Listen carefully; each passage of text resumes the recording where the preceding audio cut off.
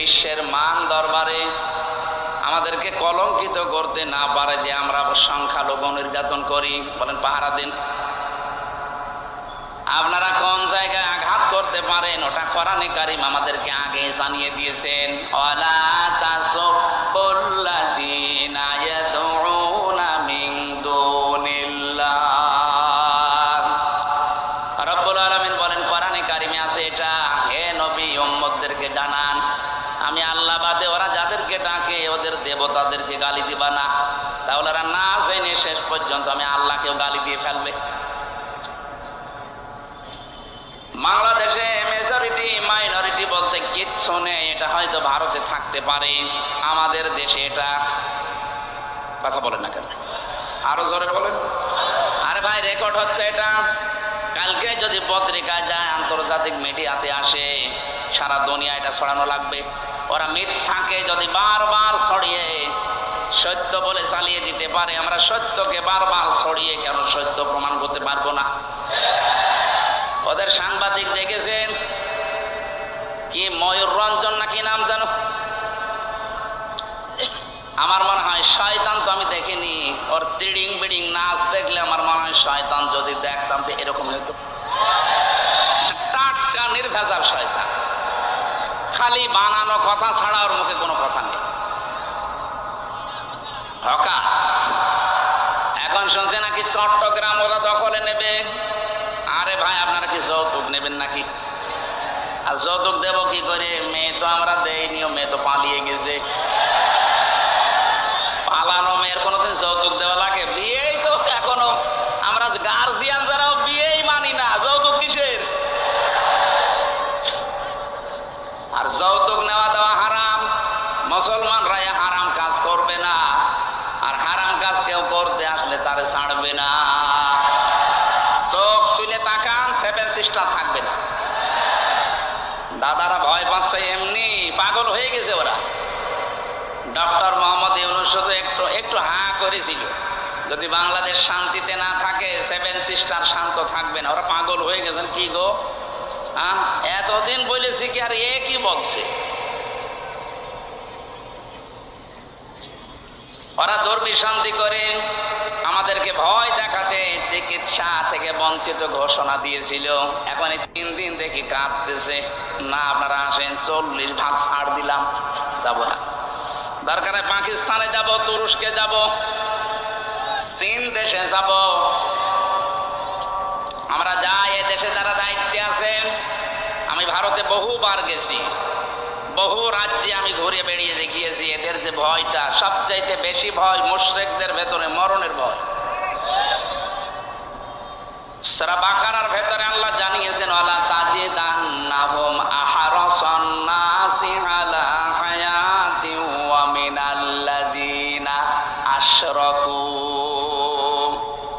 হে নবী, এই পৃথিবীতে সবচাইতে বেশি জীবনের প্রতি মায়া মহব্বত দেখতে পাবেন মুশরিকদের। কাদের? ওরা মরতে চায় না, যেভাবেই হোক বেঁচে থাকতে চায়। ইয়াওয়াদু আহাদুহুম লাউ ইউআম্মারু আলফা সানা। ওদেরকে যদি বলেন তোমরা 1000 বছর বেঁচে থাকবা, ওরা বলবে আরো বাঁচতে চাই। মুশরিকরা সবচাইতে বেশি ভয় পায় মৃত্যুকে, আর আমাদের ঈমান যাদের আছে আমরা সবচাইতে বেশি ভালোবাসি মরণকে। কারণ মৃত্যু মুমিনের জন্য হাদিয়া, তওফা, এটা যত তাড়াতাড়ি আসবে ওয়েলকাম দিয়ে ফেরেশতারা আপনাকে তার বানানো জান্নাতে ঢুকিয়ে দেবে। এটা আমি বানালাম না। সূরা নাহাল 32 নাম্বার আয়াতে আল্লাহ জানিয়েছেন, কিন্তু এটা মিলা লাগবে আবার আপনার জীবনে। আল্লাযীনা তাতাওয়াফাহুমুল মালাইকাতু তাইয়্যিবিনা ইয়াকুলুনা সালামুন আলাইকুম উদখুলুল জান্নাতা বিমা কুনতুম তা'মালুন। বলেন আল্লাহু আকবার। আল্লাহ পাক বলেন, মরণের বিছানায় যখন মুমিন আছাড় খেয়ে পড়ে, ফেরেশতা পাঠিয়ে দেয়। 2 জন 4 জন 5 জন না, মালাইকা বহু বচন দিয়েছেন আল্লাহ। হাজার হাজার ফেরেশতা আসে তোর কাছে। আসার পরে যদি দেখে হ্যাঁ তোর জীবনটা তাজ্জিব পবিত্র ছিল, তাফসিরে মুফাসসির লিখেছেন তাজ্জিবে না মানে এটা এটা পোশাক পবিত্র না, শরীরের পবিত্র না, এটা বিশ্বাসের পবিত্রতা। ওদের বিশ্বাসের ভেতরে শিরিক ঢোকানো, আর আমরা যা করি আমাদের বিশ্বাসের ভেতরে ঈমান ঢোকানো। কথা বলেন না কেন? যাদের বিশ্বাসে শিরিক আছে পাল্টাবেন। আপনার বিশ্বাস যদি পবিত্রতা অর্জন করতে পারে, যখনই বিছানায় মরণে আষাঢ় খেয়ে পড়বেন, ফেরেশতারা বলবে উদখুলুল জান্নাহ, প্রবেশ করেন। শুধু প্রবেশ করবেন না, সালাম, শান্তির সাথে করেন।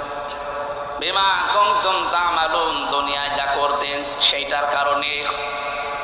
ও বাংলার মুসলমানেরা, আমরা আহ্বান জানাবো, যারা দায়িত্বে আছেন, খুব তাড়াতাড়ি পররাষ্ট্রনীতির কিছু নিয়ম নীতি আছে। প্রতিবেশী নামে কলঙ্কে দাদাদের সাথে সব ব্যবসা বাণিজ্য, সব কূটনৈতিক সম্পর্ক ছিন্ন করে দিন, কোনো দরকার নেই। এগুলো আপনি পাকিস্তানের সাথে আবার ফিরে যান, চীনের সাথে বাড়ান, তুরস্কর সাথে বাড়ান। মুসলিম দেশ এখনো 57টা আছে, গতকালকে আরেকটা হয়েছে 58টা। এতগুলো দেশের সাথে সম্পর্ক থাকলে এরা এমনিতেই চিন্তায় মরে যাবে। আজকে দেখেন না, সকালবেলা সুর নরম হয়ে গেছে। বলছে আমরা যে সরকার আসে এখন দায়িত্বে, এই উপদেষ্টা মণ্ডলের যারা দায়িত্বে আছে এদের সাথে শক্তভাবে মিলে কাজ করতে চায়। কেন? এতদিন তো বলতেন এরা অবৈধ, ঠেলাই পড়িস। এই কথা বলে না কেন? ঠেলায় পড়লেও বাঘেও ধান খায়, ধান খাবে এবার। আমি যে কথা বলতে পর্যন্ত এসেছিলাম, সম্মান মর্যাদা যদি সত্যি আমরা ফিরে পেতে চাই, দিন যত যাবে বাড়তেই থাকবে। আপনার ঈমানটাকে শিরিক মুক্ত করবেন। তাজ্জিবিনা মানে শিরিক মুক্ত ঈমান। 2 নম্বরে ওয়াল্লাযীনা উতুল ইলমা দারাজাত, যাদেরকে আল্লাহ ইলম দিয়েছে তাদের মর্যাদা আল্লাহ বাড়াবে। যে একজন মানুষ শুধু আনন্দ করেছে যে না ঠিকই আছে, এই কথা বলে না কেন? আমার মনে মনে হচ্ছিল যদি ওই দিন সত্যি হেলিকপ্টারের একটু হুকটা খুলে আল্লাহ যদি ফেলে দিত, তো অনেকে হাতের যে কিছু আছে এটা মিটাইত, যে যেমনি দিয়ে পারে একটু ভক্তা করে দিত, তখন বুঝতো ঠেলা কারে বলে। একটা বিধবা মেয়ে লোককে আপনি বাড়ি ছাড়া করলেন, এর গজব মনে হয় আল্লাহ লাগিয়েছে যে আপনাকে দেশ ছাড়া করে দিয়েছে। মাত্র এই 4 মাসের ভেতরে 2 জন স্বৈরাচার দুনিয়া থেকে, তার দেশ থেকে বিদায় নিল চরম অপমানিত হয়ে। কিছুদিন আগে বিদায় নিয়েছিল উনি, আর গতকালকে বিদায় নিয়েছে আর একজন ওনার ভাইরা ভাই। সবই স্বৈর শাসক। এই জন্য স্বৈরাচার যারা, তারা যেন শিক্ষা নেয় যে জোর করে সম্মান পাওয়া যায় না। কথা বলেন না কেন? বহু চেষ্টা চালায়নি, ইউনিয়ন থেকে শুরু করে সংসদ পর্যন্ত প্রত্যেক জায়গায় শিকড় গেড়ে দিয়েছিল নিজেদের লোক নিয়ে, না তাও হয়নি। আল্লাহ পাক বলেন ফাতিল কাবুয়ুতুহুম খাবিয়াতাম বিমা যালামু। হে নবী, আপনি এই ঘরগুলো একটু দেখেন, এই সেই ঘরগুলো, এই সেই ঘরগুলো খাবিয়াতান, আমি জনশূন্য করে দিয়েছি, পরিত্যক্ত বানিয়ে দিয়েছি, উজাড় গৃহ বানিয়ে দিয়েছি। বিমা যালামু, তাদের জুলুমের কারণে। এই আয়াতটা যে কত বাস্তব তার প্রমাণ 2024 সালের 5 আগস্টের বিকাল আসতে আসতে আল্লাহ দেখিয়েছে। আপনি শুধু বাংলাদেশের দিকে তাকান, 630টা থানা আছে এই দেশে। কত? 630টা থানার যেখানে যেখানে জালেমদের বাড়ি ঘর ছিল, আপনি দেখেছেন খাবিয়াতাম বিমা যালামু, এদের জুলমের কারণে আল্লাহ পুরা বাড়িকে পরিত্যক্ত করে দিয়েছেন। কুষ্টিয়ায় আমার হানিফের বাড়ি, আপনি এখন যে দেখবেন আর বাড়ি নেই, পায়খানার প্যান পর্যন্ত মানুষ খুলে নিয়ে চলে গেছে। ওটা এখন জাতীয় টয়লেট হয়ে গেছে। কথা বলছেন?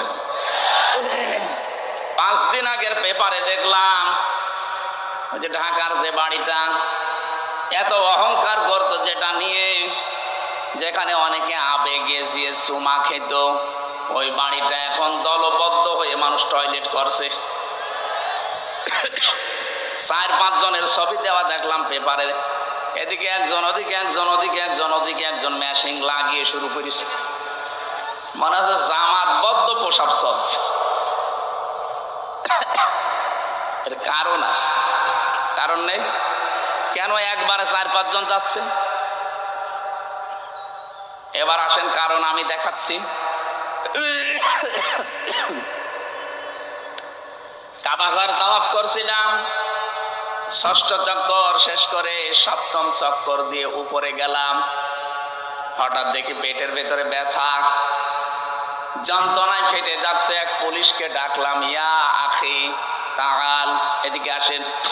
কি? ওনারে বললাম এখানে ফার্মেসি আছে। কেন? এতক্ষণ তো আমার ভালোই লাগছিল, হঠাৎ এখন আমার পেটে ব্যথা করছে, আমি ঔষধ কিনতে যাব। উনি আমারে বলে, ইয়া হাজি উল হুজ্জা তাই না বিলাদুকা, ও হাজি দেশ কোথায়? জি তুমি বাংলাদেশ। বাংলাদেশ থেকে এসেছি। আমার দিকে তাকিয়ে বলছে ওর ভাষা দিয়ে যে, হাজি আপনি জানেন না এটা কোন জায়গা? না তো। আবু জাহেলের বাড়ি। আপনি এখনো পায়খানা না করে দাঁড়িয়ে আছেন, তাড়াতাড়ি করেন। পায়খানা করে দেখি আমার পেটের ব্যথা ভালো হয়ে গেছে। আল্লাহ যেন আমাকে হাতে ধরে জিজ্ঞাসা করতে চাচ্ছে, হামজা এত দূর থেকে আসলে 6,500 কিলোমিটার, কত? 6,500 কিলোমিটার দূর থেকে আসলে এত কষ্ট করে আর ওই শয়তানের বাড়ি পায়খানা না করে চলে যাবা, তাড়াতাড়ি করো। সত্যি এ কাজ করে দেখছি আমার পেটের ব্যথা ভালো। আমার তো মনে হচ্ছে জালেমদের বাড়িঘর আল্লাহ খবিয়াতান বানিয়ে দিয়েছে মানুষের প্রসাব পায়খানার জন্য। ঠিক পর্যন্ত না, এর পরেরটা শোনেন। ইন্না ফি যালিকা লায়াতাল লিকাউমিন ইয়ালামুন। এখানে আলেম যারা আছে লামে তাকিদ আছে। ইন্না ফি যালিকা লাআয়াতান, আল্লাহ বলেন অবশ্যই এর ভেতরে শিক্ষা আছে। লিকাউমিন ইয়ালামুন, যারা জ্ঞানী মানুষ তাদের জন্য। প্রধান অতিথি, বিশেষ অতিথি, সভাপতি, দেখেন সব জ্ঞানী মানুষ। সামনে যারা আছেন আমি বিশ্বাস করছি আপনাদের জ্ঞান আছে। আয়াতের শিক্ষাটা তো জ্ঞানী মানুষ নেবে নাকি? কি এটা? আল্লাহ যে আয়াতান দিলেন, ইন্না ফি যালিকা, এর ভেতরে শিক্ষা আছে। কি সেই শিক্ষা? 15.5 বছরে এত বড় গভীর শিখন আল্লাহ যদি উপড়ে ফেলতে পারে, এদের বাড়িঘর যদি আজগড়িয়ে বানিয়ে দিতে পারে, জনশূন্য করে দিতে পারে, ভবিষ্যতে যারা চেয়ারে বসবে এরাও যদি জালেম হয় তাদেরকেও আল্লাহ জনশূন্য করে দেবে। এইটা শিক্ষা। আমি জানি এই শিক্ষা অনেকে তো নেবেই না, আরো মনে করবো এরকম বলেই থাকে। যেদিন নিজের ঘাড়ে পড়বে সেদিন টের পাবে। মনে হয় এটা নষ্ট না করে খেয়ে ফেলেন, এটা নষ্ট হয়ে যাবে। হ্যাঁ, অপচয় না করে শেষ করে ফেলেন। সিরাজগঞ্জবাসী, তাহলে সম্মান, মর্যাদা, ইজ্জত কোথায় আছে এটা আমাদেরকে আল্লাহ জানিয়েছেন। সূরা মুজাদালা 11 নম্বর আয়াতের মাঝের অংশে আছে, ইয়ারফাইল্লাহুল্লাযীনা আমানু মিনকুম ওয়াল্লাযীনা উতুল ইলমা দারাজাত, ইলা আখির আয়াত। না, কণ্ঠটা সমস্যা করছে।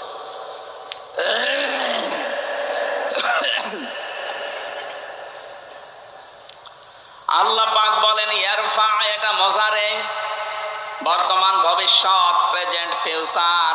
দিন যত যাবে তাদের সম্মান মর্যাদা বাড়তেই থাকবে। কাদের?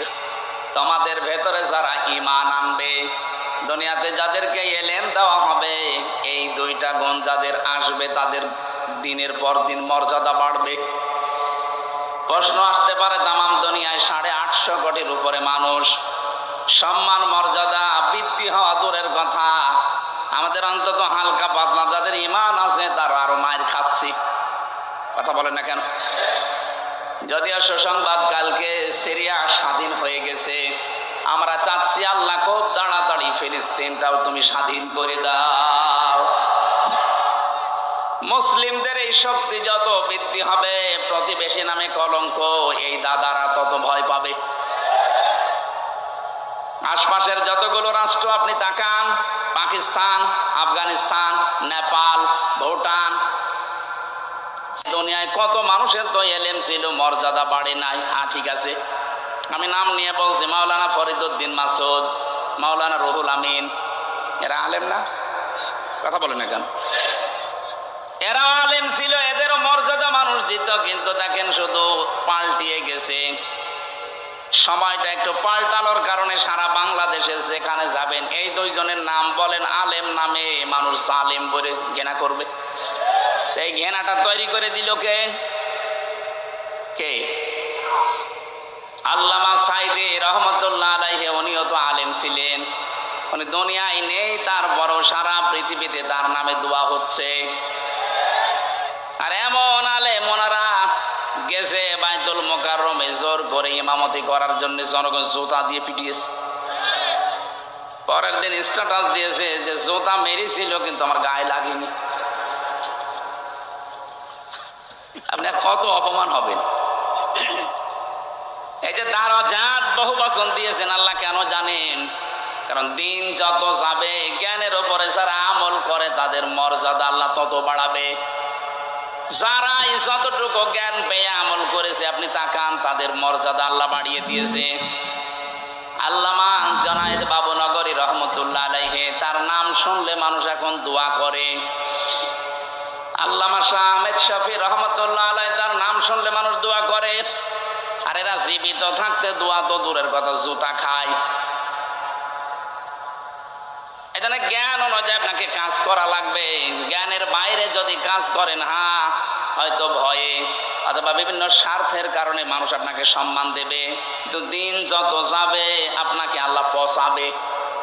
কথা বলেন না কেন?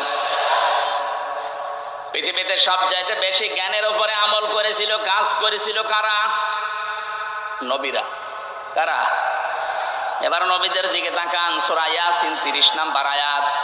ইয়া হাসরাতান আলাল ইবাদ মা ইয়াতিহিম মির রাসূলিন ইল্লা কানু বিহি ইস্তাহজিউন। আমার বান্দাদের জন্য আমার আফসোস, আমার আক্ষেপ হয়, এমন কোন নবী রাসূল দুনিয়ায় পাঠালাম না যার সাথে সমসাময়িক ব্যক্তিরা, সমসাময়িক শাসকরা জুলুম, অত্যাচার, নির্যাতন, ঠাট্টা, বিদ্রূপ, উপহাস করে নাই। এই কথা বলছে কে? আরো জোরে বলেন। নবীদের চরিত্র খারাপ ছিল, মানুষকে কষ্ট দিত। কেন তাদের উপর অত্যাচার? একটাই কারণ, আমি প্রত্যেকটা নবীর জীবনে অন্তত যতগুলো কোরআনে পেয়েছি, পড়ে দেখেছি, প্রতিটি নবীর জীবনে একই অবস্থা, কারণ তারা জ্ঞানের উপরে আমল করত। কথা বলে না কেন? জ্ঞানের উপরে আমল করতে গিয়ে অনেকের নাম পর্যন্ত তারা হারিয়ে ফেলেছে। হযরতে মুসা আলাইহিস সালাম, ইহুদিরা তার নামটা পর্যন্ত পরিবর্তন করে দিয়েছে জোসেফ। এখন তামাম দুনিয়ায় যারা ইহুদি আছে, মুসা নবীকে আর মুসা বলে না, বলে জোসেফ। কি বলে?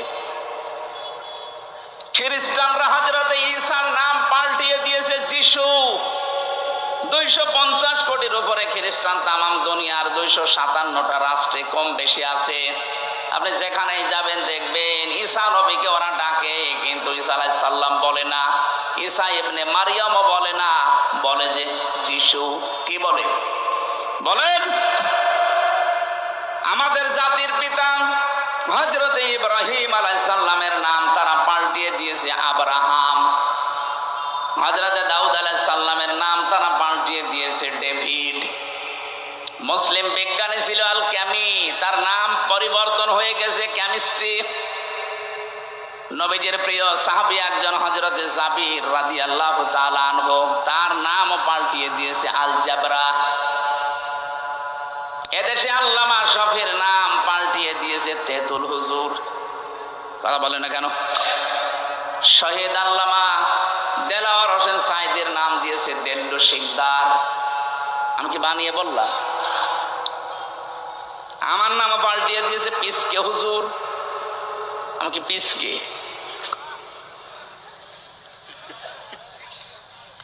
সত্যি কথা বলতে কি, জ্ঞানের উপরে যারাই দুনিয়াতে কাজ করবে